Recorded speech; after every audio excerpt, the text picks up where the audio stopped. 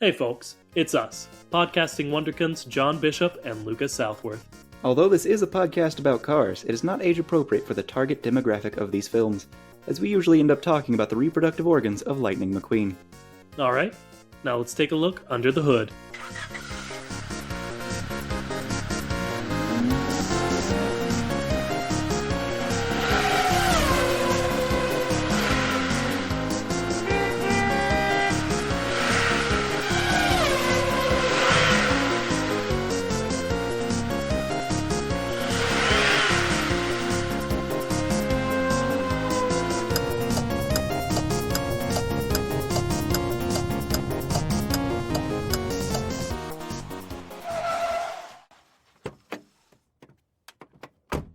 Hello, everybody, and welcome to the first side road of the Kachat. It's the only sub-series of a podcast brave enough to ask the question, hey, what are we gonna do while John's on paternity leave? To answer that question, we're having guest hosts on, and I'm very, very excited to introduce y'all to some of my friends, have some unique perspectives on here. Before I introduce you to our first guest host, I just want to establish, John's not here, so don't expect it to be exactly like when John's here. We may retread some ground we've already covered. The format may feel a little bit different. We may do a different kind of episode than you're used to, and it may be a little bit shorter or a bit longer than you're used to. I don't know. I'm just doing this. John's not here. The reins are off. Actually, I would say I'm the reins, and John's the one who's off the reins. Anyway, I'm Lucas Southworth, and I will let our first ever The Kachat Side Roads guest introduce themselves. Man, Lucas, the whole time you were talking, I just kept thinking, what if I just didn't come in when he prompts me? What if I just leave it hanging so everyone has a moment of, is Lucas making this up right now?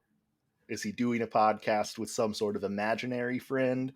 And also, my name's Rob, and I want to leave the possibility out there that I am just Lucas doing some voice work. Okay, no, that's interesting. I do like the idea of just fully, since we're recording on different voice tracks, I could just not include your voice track in the final episode, I guess. But I'm probably not going to do that. I may have. You, the listener, know by this point, but who can say? Yeah, the listener is just sort of doing a fill in the blank, almost like a choose your own adventure podcast, except the adventure is preset by Lucas. Yeah, it's the worst game of Dungeons and Dragons you've ever played. If I'm doing this voice work, honestly, better than I've ever done. I've never been great at voices. But this week, Rob has a surprise topic for me. He wouldn't tell me what it is, but I do want to see if I can guess it, Rob, if you'll allow that. Okay. I feel pretty good about it, I gotta say. Yeah, you feel confident? I feel fairly confident, just because being myself and not being able to fully let go of the reins of the Kachat, as I've established 1 minute ago, when Rob said, hey, do you mind if I just come in and it's a surprise topic? I was like, sure, but let me ask several questions. One of them was he established that this would be an origin story. And then I was like, cool. Do you know that I've seen this? Or know of the property we'll be talking about? And Rob said, yes, I know you've seen it. And I want to guess that you know I've seen this because we saw it in the same theater together, and I was sitting 2 seats to your left. Okay, an interesting guess. Because on the off chance that I could get a wiki quote that might fit the theme, I was like, can you give me a keyword to look up? And you told me to look up Dinosaur oil.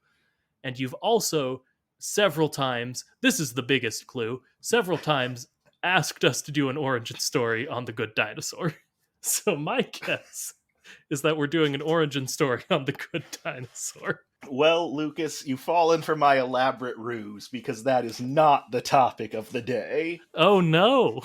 Yeah. What is it? Well, so let me talk around the topic for a second, and I'll ease you into it. Now, it is an origin story, which every time I say that out loud, I feel like I'm doing a pun on the word orange rather than engine. Oh yeah, it's not a good pun. We have on record never liked that title. uh, so it is an origin story, and we're going to be working. You're familiar with the Pixar theory, yes? Yeah, I've seen some videos on it and whatnot. So I propose a slight addendum to that theory that Pixar has actually created uh, two universes here. You Okay, have one universe that is more human centric. You know, it's got your Toy Stories, your Finding Nemo's, your Insides Out, all of your movies that clearly establish the existence of normal human beings as we know it. sure. And then you have a separate universe that does not follow that human trajectory. And at this point, I will. You still got the Facebook message open. I'm gonna send a visual aid here to establish my core thesis. Okay, I'm excited. Okay, so fully I was correct the whole time. I was, no joke, shocked when you said, "Oh no, it's not the Good Dinosaur." I was like, "Oh man, I actually had done some theorizing to prepare myself, even though I wasn't supposed to do that." Yes, it was a classic double cross. Mm, So the Good Dinosaur, as we all know, opens with this wonderful shot of dinosaurs grazing and an asteroid coming, and then the asteroid shoots just past Earth. And I think that was Pixar saying to all of us, this is a new timeline, yeah, a second universe where humans don't rise to supremacy. And I guess my core argument here is that dinosaurs in that timeline eventually evolve into cars in some sort of bizarre convergent evolution to parallel, let's say, Universe A. got it. Yeah. Man, I'm very excited because some of the origins we do like are just like, of course we did that, like Christine or Rubber, whereas like, it's a car and it's alive, so cars come to life, I guess.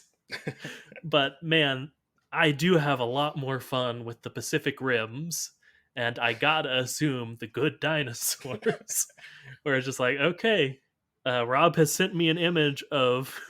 I should describe this image. I'll also tweet it as the episode goes out. So if you want to see it, it's pretty good. It's Arlo on the left from the Good Dinosaur with an arrow that says evolution pointing to Chick Hicks. And right off the bat, they are both green. Right? Uh, so Science. clearly you've done your homework here. Okay, I'm excited. Especially because I'm sure you, the listener, don't know this unless you know Rob and my girlfriend Liz, which several of you do. Uh, but I'm excited about this because I would say the Good Dinosaur. I am not one of the people who dislike the Good Dinosaur. I think the Good Dinosaur gets a bad rap, but I also think it was like, it was a fine movie. It was pretty good. But I will say that my buddy Rob Miller here and my girlfriend Liz are maybe two of the biggest Good Dinosaur fans I've ever met. For probably different reasons. I think you were sitting beside Liz in the theater, if I remember right, when we saw this. Do you remember the fact that she started crying 10 minutes into the movie and then just didn't stop for the rest of it? I do not recall that, but it does not surprise me one bit. Knowing Liz and knowing the incredible power of the Good Dinosaur to tug at one's heartstrings, uh, Yeah, it all makes perfect sense. I mean, Arlo's just an anxious little guy who's trying his best, and He is doing his best, isn't he? it's a good movie. I will fully say that it gets a bad rap, and it is underrated. But I don't know that I like it as much as either of you. But I'm excited for you to maybe change my mind by connecting it to Cars, which I like less than it. So maybe Right? that won't happen. But Yes. It'll make you, I think, appreciate The Good Dinosaur more Sure, in why not? comparison.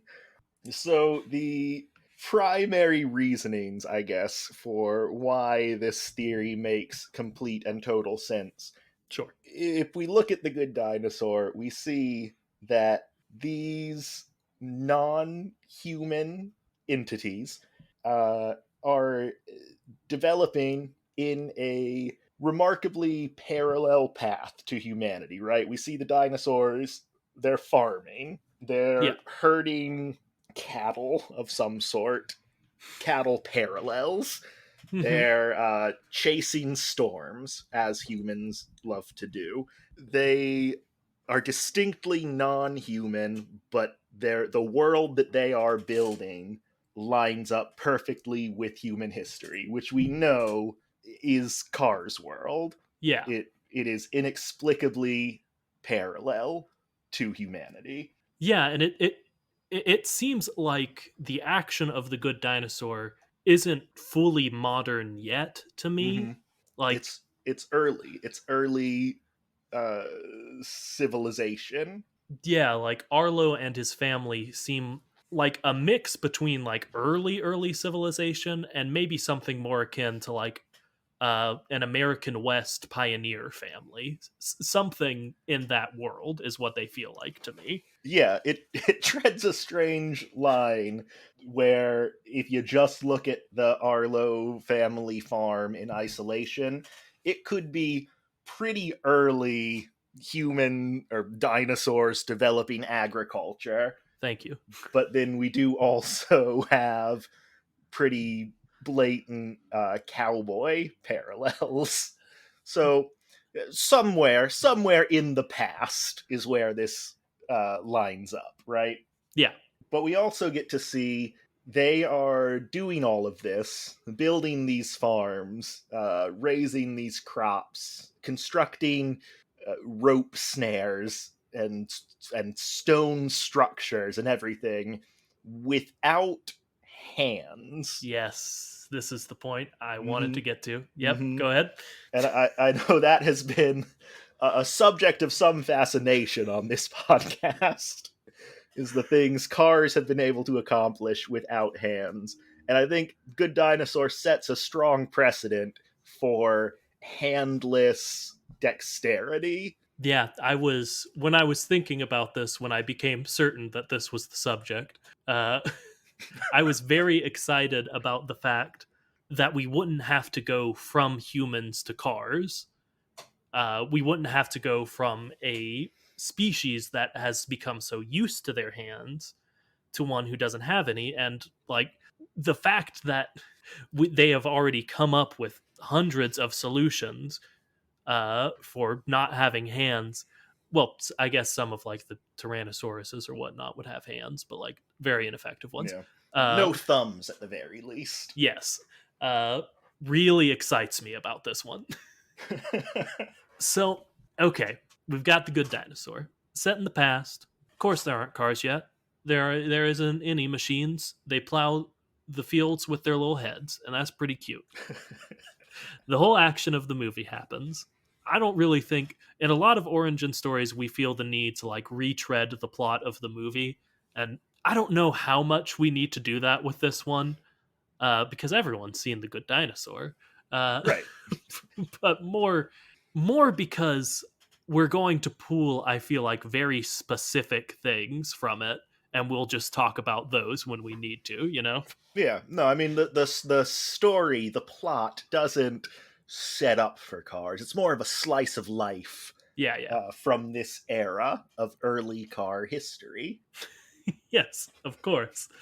And another thing I was thinking about that got me excited about this one, besides the hands, is that we've already got like societies based on the land, societies who fly in the sky, Mm-hmm. and Mm-hmm. societies that live in the water. Yeah.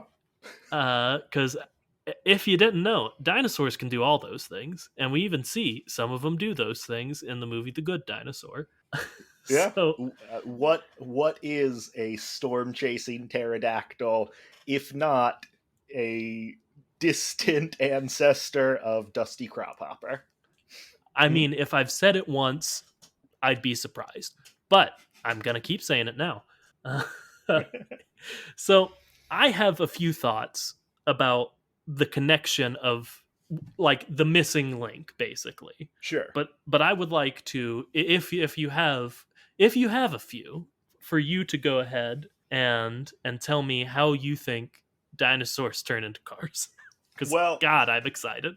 I think I think we should look at what would you use? What words describe a car to you? Because to me, it's a hard outer carapace, Sure. uh, a low to the ground, sturdy frame, and a powerful spiked tail. Yes, of course.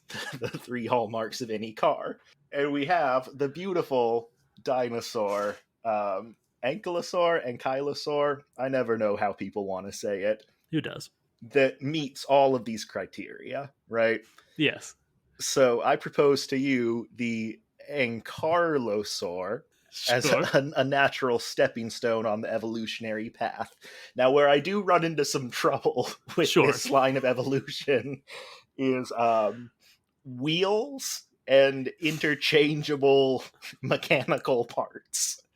But I would guess somewhere along the line, they start developing prosthetics Mhm. and maybe some sort of climate catastrophe because we have humans, our world humans. I don't know if you've picked up on this, but we're wrecking the climate with our industriousness, let's say. Sure. Imagine that based around life forms that are significantly larger for us. Everything's scaled up. It's gonna be much worse because of the dirty dinosaur capitalists. I mean, and it's already pretty bad, folks. So at some point, I assume they solved that problem via technological exoskeletons of some sort. I'm just spitballing here. I think you're right that our biggest issue is the connective tissue here between what we see in the good dinosaur and what we see in Cars. But before we dive into that more, I know we already started, but I do want to get into just much like we're talking about some evidence from the good dinosaur that points towards Cars. I mean, we got to talk about the fact that Dinoco is a thing in Cars pointing back. Uh, Right? Pure existence of dinosaur confirmed. like, I don't know what to tell you. We've always struggled with that. Why is there a dinosaur? Hey, Cars, why is there just a dinosaur that canonically exists in the logo of your oil company? And not just one. I went back and checked because I was pretty sure this was the case, but the Dinoco logo has appeared as three different dinosaurs uh, in Toy Story, which is actually the first appearance of Dinoco, like the famous gas station scene. You are a toy, you are a sad, strange, delusional man, and you have my pity. The gas station they're at is a Dinoco gas station, and there the logo is an Apatosaurus. In Cars, it's a Tyrannosaurus, and apparently, in Cars Land, in Disneyland, the logo is a Stegosaurus. So Huh. not just one dinosaur has been confirmed to exist, but at least three. Uh, and more than this, and this is where like I meant to say this at the beginning spiel. Also, don't expect our guests to know as much about cars as I do. That would be wild. I don't expect me to know as much about cars as I do. But in the in the cut version of Mater's Tall Tales, they were going to do a time travel one called Backwards to the Forwards, which they fully storyboarded out, in which Mater travels through time and travels back to the past and meets a full Tyrannosaurus, like just a normal one. So it's What? always been there, the evidence from the car side, and I can't establish how much I don't know why it's always been there, but maybe this is it. This has been the plan the whole time. This is the only reasonable timeline for the Cars universe. Yes. Now, I want to catch you up. You may be familiar, but at least catch the listener up on a theory that John and I have had regarding the manufacturer. Mhm. The manufacturer is in a throwaway line in the original Cars.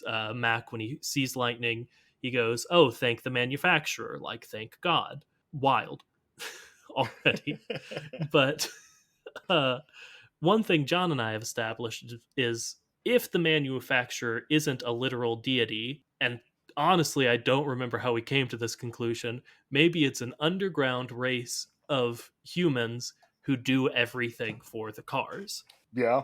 Lucas, I'm so glad that you are bringing this up. Yeah, because I think that's our ticket from Good Dinosaur to Cars, because there are humans in the Good Dinosaur. Importantly, so Yeah. importantly. If anything, the Good Dinosaur is a story of the forging of a symbiotic relationship between Yes. dinosaurs and the primitive humans. Yes. The Good Dinosaur establishes something of a dog to human relationship Mhm. between humans and dinosaurs, and I've got to establish the humans are the dogs because our protagonist Arlo finds a young human child who he names Spot, I think. Yep.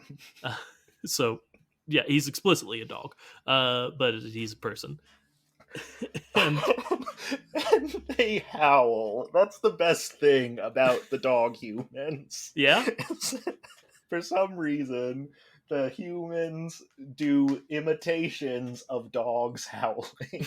you know, like people would do if dinosaurs never died. Rob, Right. this has been a theory for a long time. This is established science.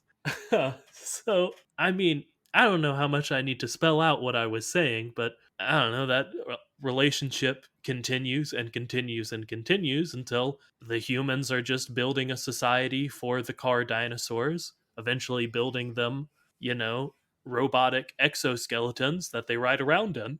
Yeah. Bada bing. I mean, it makes perfect sense to me. If we could take a just hard left turn. I love hard left turns, John. Or man, that was No, that's right. automatic. I am your John now. Oh Um, no. I've prepared a little side segment that I'm very excited about. It has nothing to do with the Good Dinosaur, but I've noticed that you and John are quite the experts at car puns, I don't know and about that, but go ahead. and I have prepared a titleless segment in which I'm going to describe to you. I'm going to give you like a one sentence synopsis of a carified movie, and I want you to tell me the car pun title. There is a correct answer for each of them. So what this is work of fart from my brother and my brother and me, It but work certainly of is. cart. Okay. Oh man, see, you're already so good. Work Yeah. of cart. Yeah, I wanted to carry on the tradition of my brother, and me inspired content. Inspired is doing a lot of work in that phrase. Uh we full cloth steal from them constantly, but I'm excited and I'm ready, baby. All right, so I have a few of these. I think I'm just gonna do three. My three favorites. So first off, a car lands a dream job at a prestigious paint job magazine, but that dream quickly turns to a nightmare when she ends up the assistant to a mean old luxury vehicle. Okay. So, okay, the actual movie is The Devil Wears Prada, I'm almost certain. Might be Cruella. I haven't seen Cruella, but I'm pretty sure it's The Devil Wears Prada. Uh, I don't want to give you a hint, but that line of thought that you're on, it's the perfect setup to getting to the answer. I'm sure it is. Lucas, you are so close. What's Cruella's last name? Deville. Uh huh. Okay. And what word does that sound like? Sounds like devil. Yeah. Sure. I'm following you. Okay, let's give a little context. You know that a DeVille is a model of car, right? Honest to God, I didn't. It is. It's an old luxury car. I think it's a type of Cadillac DeVille. So the DeVille wears Prada. Okay. Yeah, yeah, Okay. yeah. Honestly, if you had, I got to that because I recently saw Cruella, and they make a joke about driving a DeVille. Okay. All right, I next. like that one. That was very good if I had known it. uh, 5 very different young cars are stuck spending their whole Saturday in traffic school, where they discover they're actually not so different after all. Okay. Right off the bat, I've got 2 thoughts. Oh no, it's the Break Fast Club. It sure is. Okay, yeah, no, that was always going to be it. I don't know what I was talking about. All right. This will be the last one. The coming of age story of a young car's life told over the span of 12 years. Oh, what's that? Okay, I think it's just is it still Boyhood? It certainly is. Just boyhood. Those are those are some of my favorites. I can't think of an example right now, but sometimes we don't have to change the words at all and for the titles. My other favorite one ever is we did one about relationships, and we could have just called it relationships, but we called it relation boats instead. And I'm proud of that to this day. I think it was John's idea, to give him credit, I guess. Yeah. When I was trying to come up with those, I would say the majority of movie titles that I thought of were like that, were already car puns. And I don't know if you experienced this or not, but I'll talk about my experience of usually being the one who comes up with the episode title pun. Did you find yourself just always using the word car when you were trying to do it and being like, I can do something better than just car? I very quickly set a rule for myself that I would do nothing that could be car. Yeah, it's a crutch, quite frankly, and one that I will not release soon because I don't know, man. These are hard. It's good when we go back to a sub like a mini series like Origin Stories, because I've already come up with the title for that one. I don't have to come up with anything. I just get to say Origin Stories: The Good Dinosaur. I don't got to do any more work than that. Man, I liked that a lot. I may either steal that or make John steal that once he's back. Well, you're very welcome. Thank you. So anyway, yeah, but dinosaurs. What's up with dinosaurs? Dino cars, carosaurs. I do want to take a second to highlight the implications of Dinoco as a gas station. I'm sure you guys have talked about how gas how oil works in relation to dinosaurs. Oh no, in this universe though. Yeah, this puts a real haunting vibe on it. Yeah, that's okay. So no, yeah, I'd like to spend a bit more time on that. Okay, in this universe, we're assuming the cars evolve from dinosaurs, but like explicitly, gas is gathered in the same way because one, the logo of Dinoco is a dinosaur, and two, I think there's like a fossil fuels joke in Cars 2, if I remember right. So, Yeah. I don't know that I like that, but also I do like it because it's horrible. It makes me wonder how recent the evolution was. Yeah. That they like switched from, I don't know, raising corn crops or whatever they were growing in the good. I think it was corn, right? If I remember right, yeah. At what point they became so mechanized that they transitioned to sort of cannibalism. Yeah. Yeah, okay. Okay. Okay. And like it's not exactly cannibalism, right? Yeah, that's the issue. It's a moral gray area. Yeah, I mean it's akin to like, I don't know, like if we gathered our oil from like archaeological sites, Mm-hmm. which I don't know that I would reframing it like that. I don't know that I would call that morally gray. I'd call that pretty bad.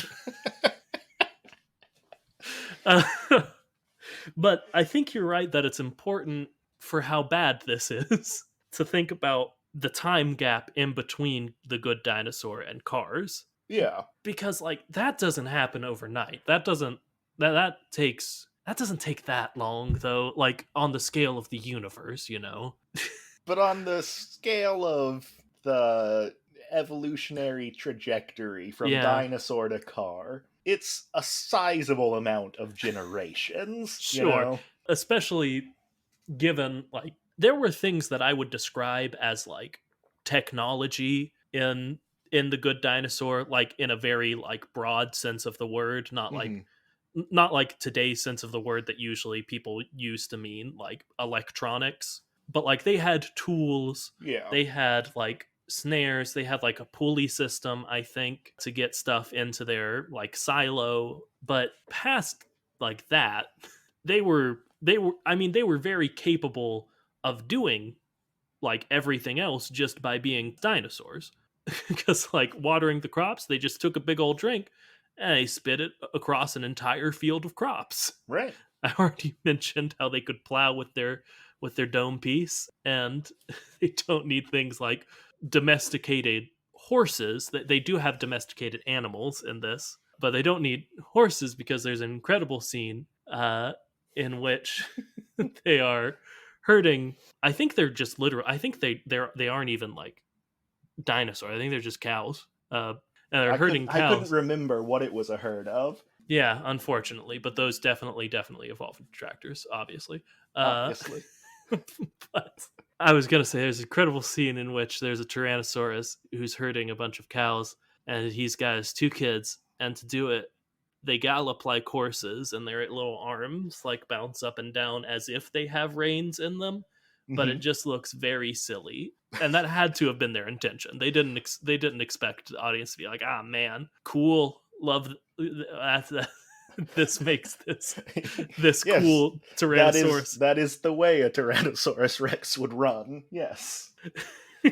Because they fully have a gallop in their step. They're not just running normally. But I've gotten off track. Well, but that that beautiful, majestic gallop that they do, I think, further supports what I'm going to call multiverse drift, where we Ooh, have human-like behaviors and concepts drifting from the human-centric Pixar verse across through the folds of time and space into the non-human centric Pixar verse, and influencing the way they behave and develop. I mean, John and I have that whole episode about Nexus people like Jay Limo and a lot of racers and the Queen of England who are very clearly just real people. John Lasseter is a favorite. Uh, Oh no, I didn't know that was a character that existed. oh no, yeah, he's fully in there. He's a yellow pickup truck. It's, it's weird, especially because he's the head of Pixar Studios. I can't get into it right now. Go listen to the Nexus episode if you want. I can't remember what we called it, but I think there's already evidence of like our universe, if not the Pixar human universe, polluting the Cars verse. You know, Yeah. so because like I mean that's all we talk about is why are cars doing things the way humans would do them?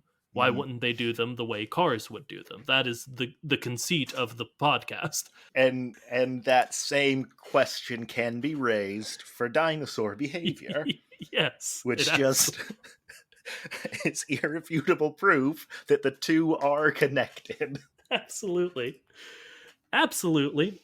But, you know, I think this is a good time for me to go over to the Rob, give me a name for the wiki quote of the day segment. Give me that, Rob. Give me a name, segment of the day. Did I do that right? Is that how John does it? Honest to God, I don't know what the hell John does there. He just sort of sounds like he has a stroke, but in a funny way that I enjoy.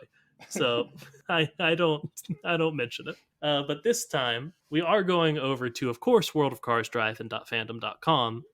I wouldn't do anything but the best for your appearance, Rob, so we're gonna go over to World of Cars Drive-In. But /wiki/Dinoco Girls. And if you remember, Rob, there are a few in the probably not just in the first Cars movie, but definitely in the first Cars movie. You see in the background like the Dinoco tent, and it's like their like sponsor area where they just do stuff for the crowd. And on it, there are some sexy, sexy car ladies. The fellas know what I'm talking about. Oh yeah.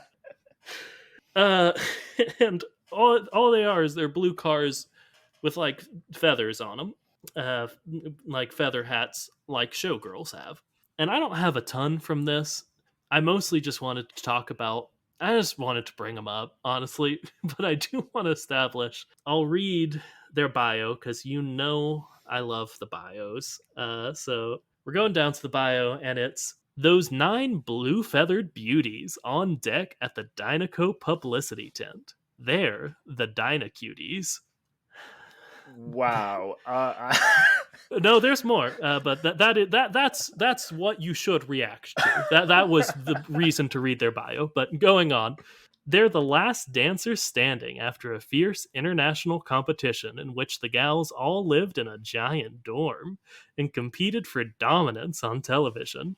On the final episode, the King Strip Weathers hand-picked the winners, which, one, the tiniest thing in the world, he didn't hand-pick the winners. He doesn't have hands. You can't do this to me, Cars. But they are also known as the Dynacuties, which I hate a lot.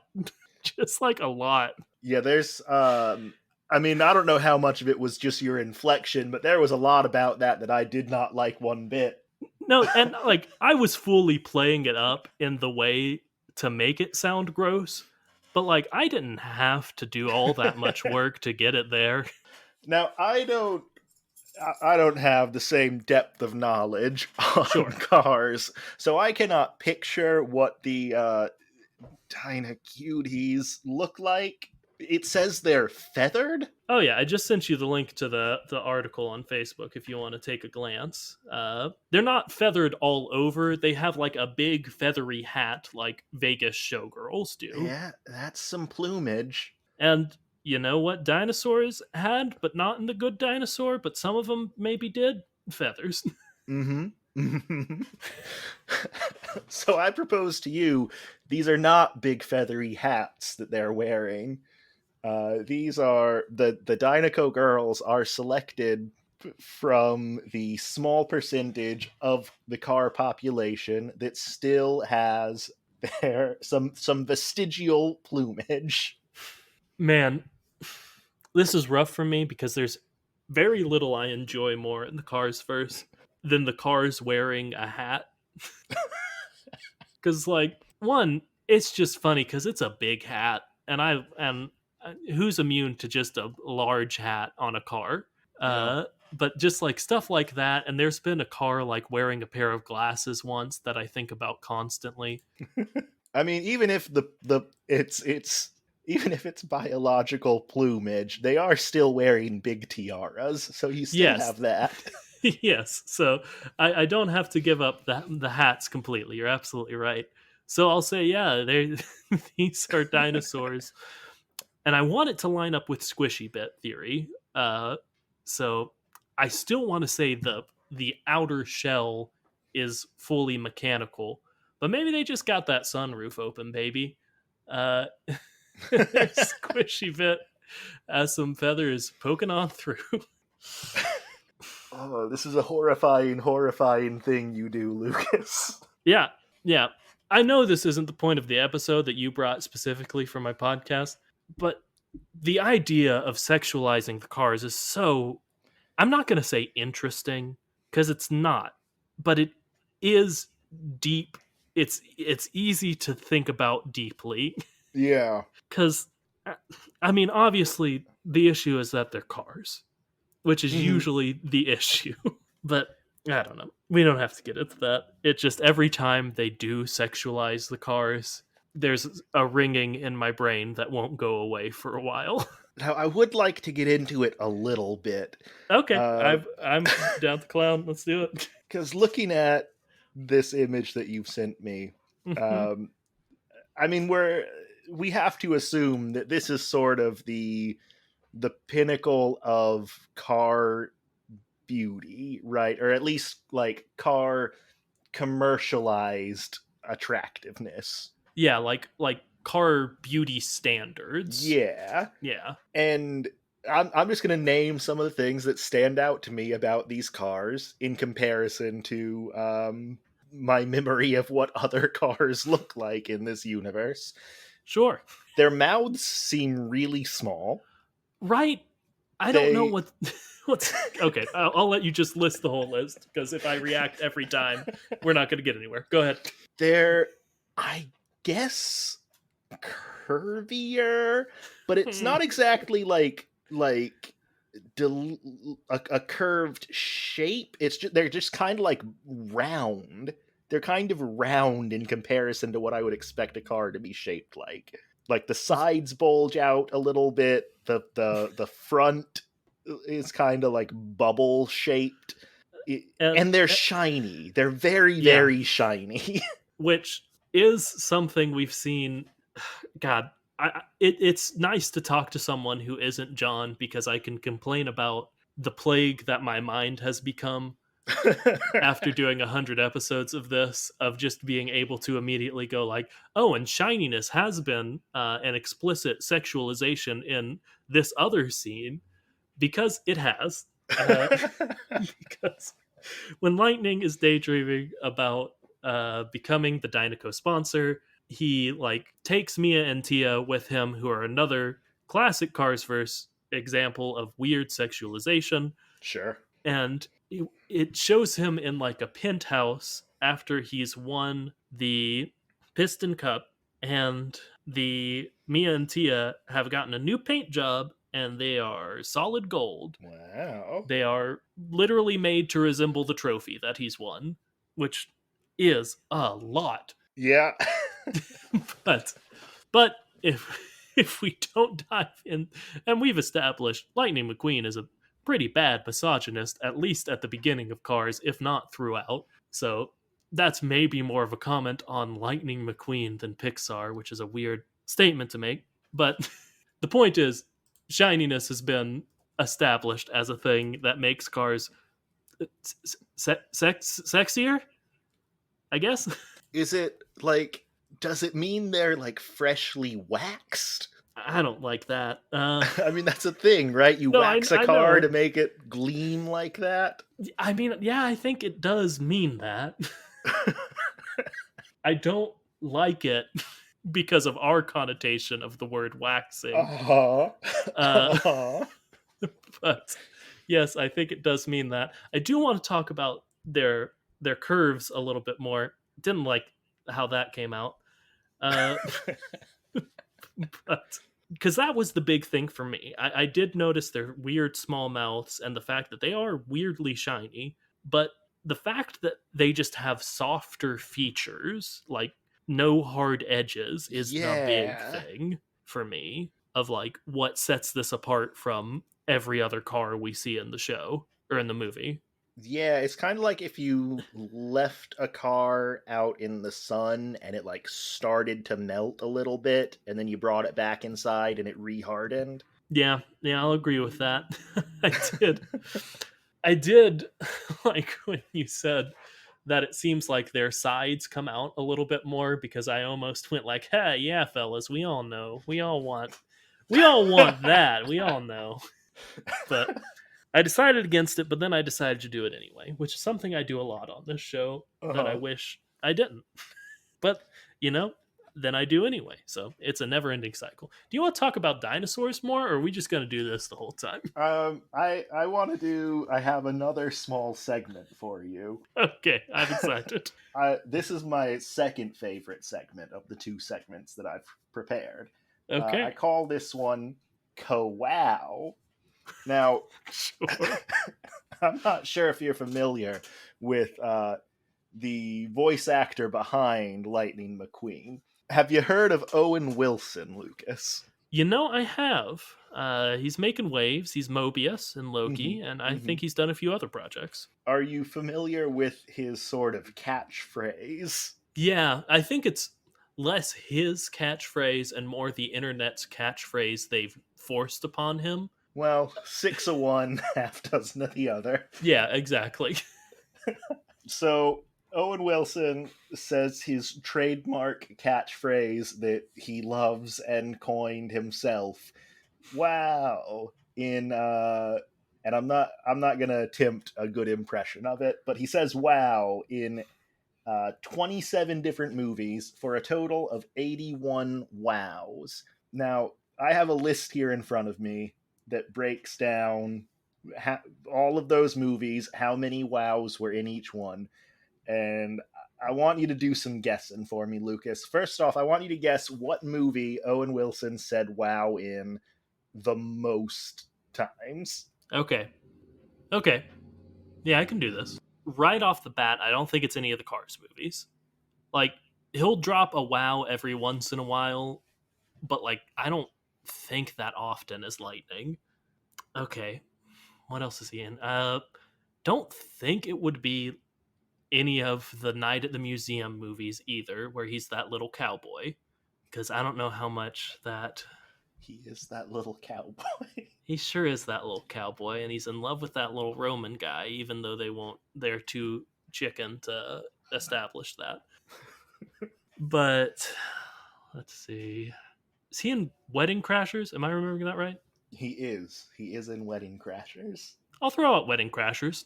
So that is incorrect. It's Okay. close though. Wedding Crashers is tied with a few other movies for second most wows. The record holder with 7 wows is shockingly Midnight in Paris. Huh. That's okay. That's it's been a minute since I've interacted with Midnight in Paris, but that's like a more serious movie, isn't it? Yeah. My theory, right, is that he's meeting all of these historical figures in Midnight in Paris. Yeah. So Okay. I guess it's just, oh man, you're F. Scott Fitzgerald. Wow, Yeah. just that for every historical figure he meets. Your second question, compared to, we're gonna do some comparisons. Sure. So, do you think there are more wows in Cars or in Marmaduke? I mean, it's got to be Marmaduke. I don't It know is why, not. It is not. but the There dog's are. so big. It's a very big dog, but That's the hey, thing. cargo fast. That's true. Wow. All right. Cars or the internship? Now the internship's not one I've seen, and Uh, I was that one is he and I think Vince Vaughn again probably are interns for Google, got but it. they're Okay. old. They're Oh, old. what a twisted web they weave. Uh, but I was going into this thinking Cars wouldn't be that much, but if he's saying more wows in Cars than when that dog is just so big, I'm gonna keep following the Cars train. It is. Cars beats out the internship. Okay. All right. Cars 2 Mm, or Shanghai Nights. We're going to do okay. a sequel comparison here. Sure.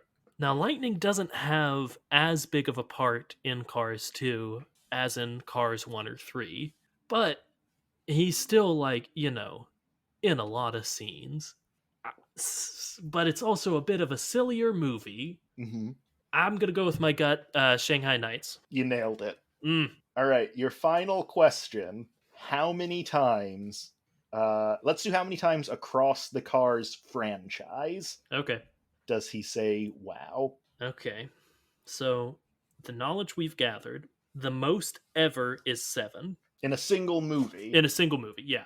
So it's no more than 21. We also know that in Cars, it is a higher number than a couple other movies. In Cars 2, it's a lower number than at least one movie. This information doesn't really help me all that much. I'll say 8. That is very close. Ah, It okay. is a total of 7 times. We Ah, get okay.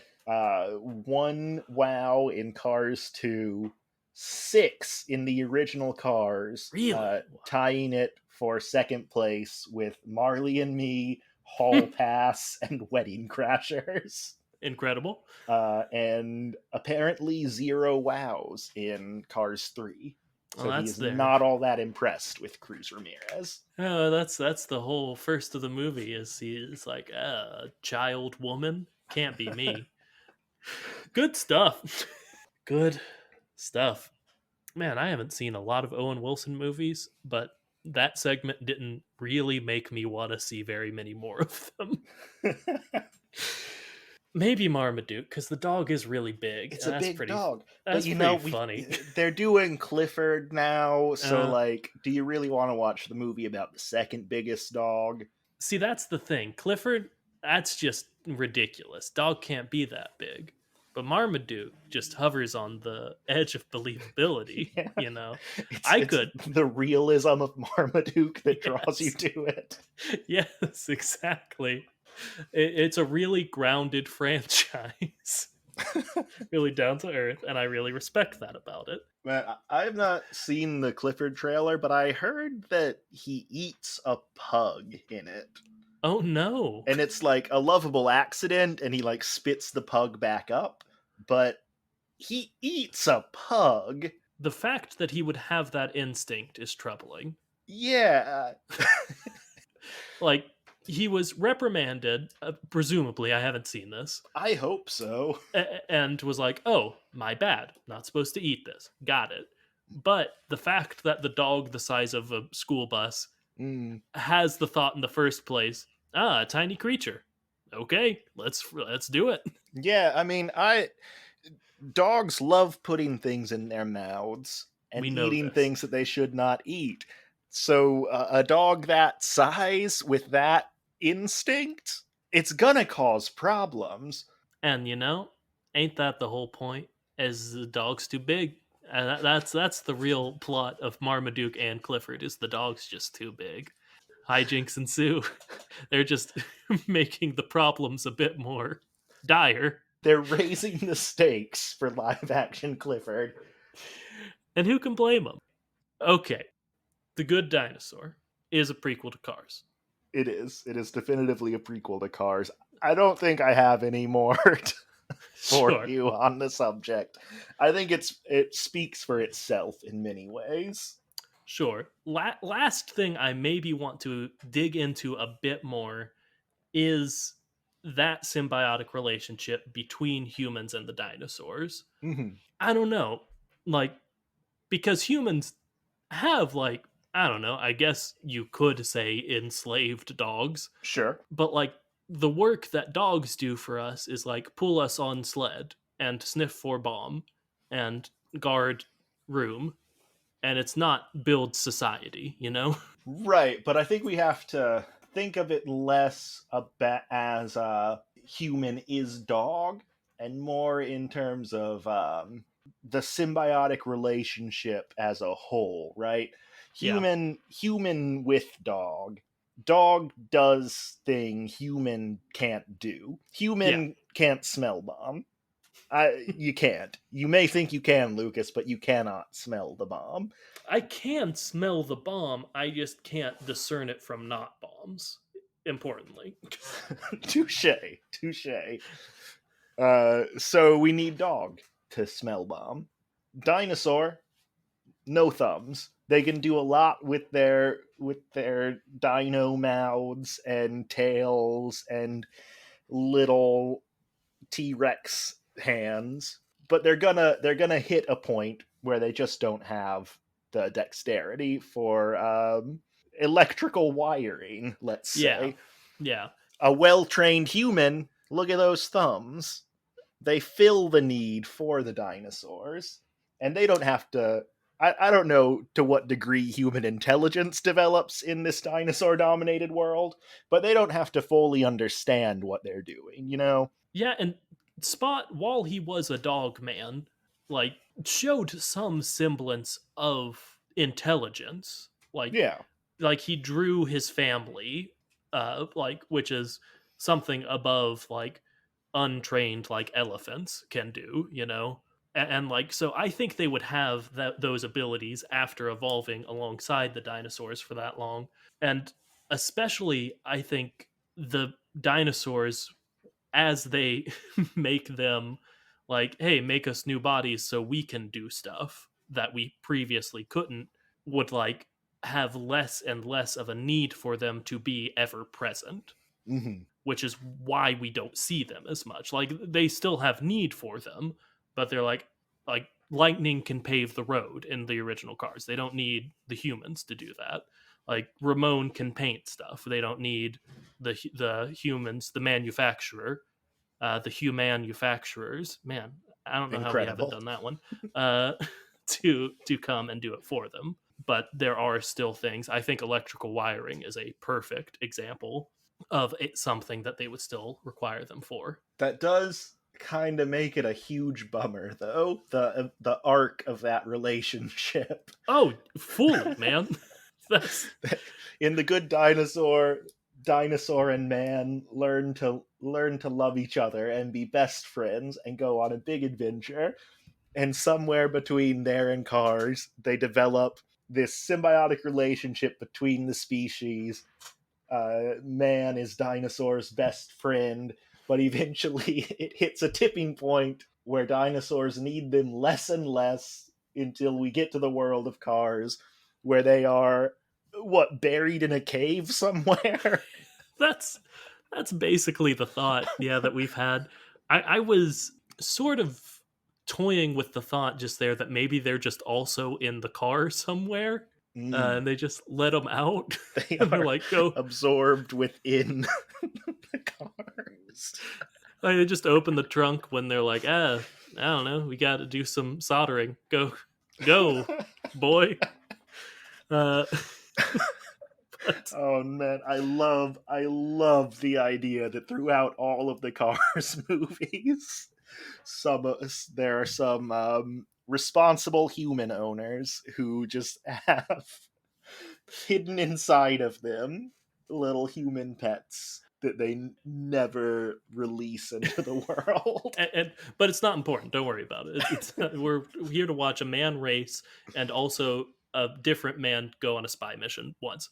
Uh, but I would say, as a weird, dumb piece of evidence for that, there is a little short in which the animators at Pixar talk about how difficult it is to deal with the fact that the cars don't have hands. Mhm. Where they like go into a thing where like Lightning needs to bring out a map to show Sally, and they're like, "How does he get a map?"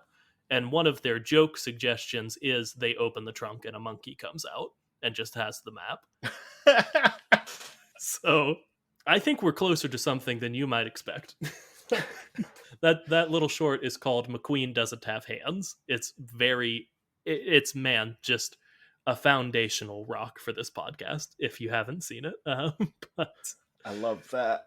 each time we do an origin story, John and I do two ratings for it each.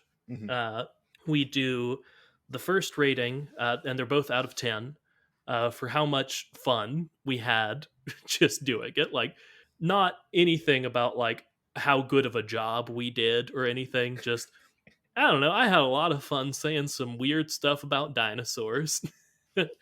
And just how much you enjoy thinking about it. So I'll ask for your rating out of 10 for that for this one. Since I have nothing else to compare it to, I'm giving it a 10 out of 10. Makes I perfect I sense. finally got to force your podcast to talk about the Good Dinosaur, so I had a great time. Yeah, honest to God. And like I mentioned at the beginning of this, I really enjoy. I also enjoy the origin stories where it's just like, a car comes to life. But there's something about the ones where we have to really do some mental gymnastics to get to an answer that I really dig. So I'm gonna give this one a 9 out of 10 for me, which ties it for Pacific Rim, which was my favorite thus far. And then our second rating is likelihood, and not having to do anything with, oh, Pixar's gonna say, yeah, they got it. They Mhm. like we know that none of these are going to become canon, but just this one is, how good of a job did we do? Did we actually connect it in some ways that made some amount of sense? So what out of 10 do you give that? I'm gonna give it a 6 out of 10. I think there's a lot of good kind of macro ideas around all of this that lines up surprisingly well. I think the failing point is that sort of missing link of when and how they go from dinosaurs to these mechanical exoskeletons. Yeah, I'll fully agree with that. Like, I really like where we went with the manufacturer, because I love tying these into existing things we've said before.